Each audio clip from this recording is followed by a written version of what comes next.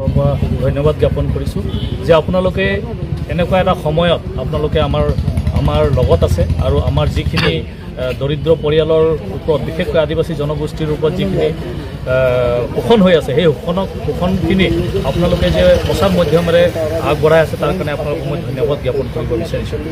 আজি আমি Jorhat DC কোৰ্টত DC অফিচত আমি উপস্থিত হ'লোঁ আৰু DC ছাৰৰ লগত আমাৰ এটা আলোচনা আছিলে। বিশেষকৈ এই আলোচনা আছিলে যে আমি এই বাহনী চাহ বাগিচাত যি মেনেজমেণ্টে আমাৰ ঘনশ্যাম তাঁতীৰ পৰিবাৰৰ ওপৰত যি বৰ্বৰতা চলাইছে, যি অমানৱীয়ভাৱে যি ধৰণে ঘটনা কৰিছে আৰু তেওঁলোকৰ গোটেই ঘৰখিনি যে উচ্ছেদ কৰি পেলাই তেওঁলোকৰ ল'ৰা ছোৱালীৰ লৈ পেলাই গোটেই পৰিবাৰক গৃহহীন কৰিছে, তাৰ কাৰণে কিন্তু আমি ধিক্কাৰ দিবলৈ আজি উপস্থিত হৈছোঁ।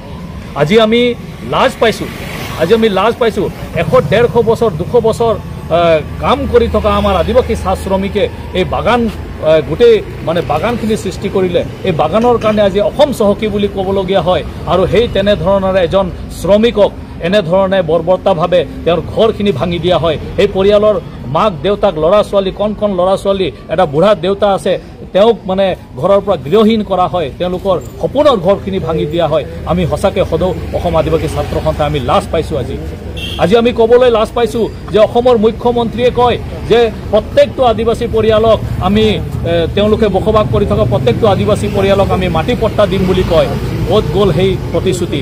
এফালে মাটিৰ পট্টা দিম বুলি কয় আৰু আনফালে এনেধৰণৰ এজন গৰীব দুখীয়া আদিবাসী পৰিয়ালক উচ্ছেদ কৰি পেলাই তেওঁৰ ঘৰ বাৰী গোটেই নষ্ট কৰাৰ এটা ষড়যন্ত্ৰ চলাই আছে।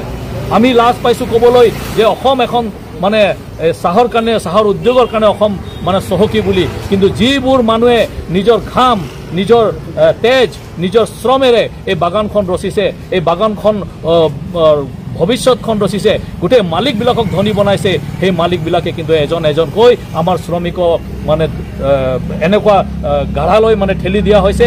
তেওঁলোকৰ ঘৰ উচ্ছেদ কৰিবলৈ তেওঁলোকে সাহস কৰি আছে। আমি আজি সদৌ অসম আদিবাসী ছাত্ৰ সন্থাৰ মাত্ৰ আজি ঘনশ্যাম তাঁতীৰ পৰিয়ালৰ কাৰণে নহয়, আমি প্ৰত্যেকটো আদিবাসী পৰিয়াল যিসকলে বাগানৰ কাম কৰি আছে, বাগানত কাম কৰি গৈছে, এনে পৰিয়ালৰবিলাকৰ কাৰণে আমি মাত মাতিবলৈ আহিছোঁ। আজি আমি DC অফিচত আমি DC ছাৰৰ লগত যি আলোচনা কৰিলোঁ, আমি কৈছোঁ যে ইমিডিয়েটলি তেখেতক পৰিয়ালক যেনেকৈ উচ্ছেদ কৰিছিল তেনেকৈ তেওঁলোকক পুনৰ সংস্থাপন কৰি দিব লাগিব। তেওঁৰ ল'ৰা ছোৱালী আজি তেওঁলোকৰ কিতাপ পত্ৰ আজি গোটেই নষ্ট হৈ গৈছে, সৰু ল'ৰা ছোৱালী স্কুল যাব পৰা নাই, সেই গোটেইখিনি তেওঁলোকে দিব লাগিব। তেওঁলোকে আজি তেওঁলোকৰ খাবলৈ খাদ্য নাই, তেওঁলোকৰ থাকিবলৈ বিচনা নাই, তেওঁলোকৰ শুবলৈ এটা ছট নাই, সেইখিনি ইমিডিয়েটলি তেওঁলোকক সংস্থাপন কৰি ব্যৱস্থা কৰি দিব লাগিব বুলি আজি আমি দাবী জনাইছোঁ। আৰু অনাগত সময়ত আমি যদি তেওঁৰ কাৰণে সেই পৰিয়ালৰ কাৰণে হাইকোৰ্ট যদিও কৰিবলগীয়া হয়, ওপৰত যদি যাবলগীয়া হয়, আমি যাবলৈ সাজু আছোঁ।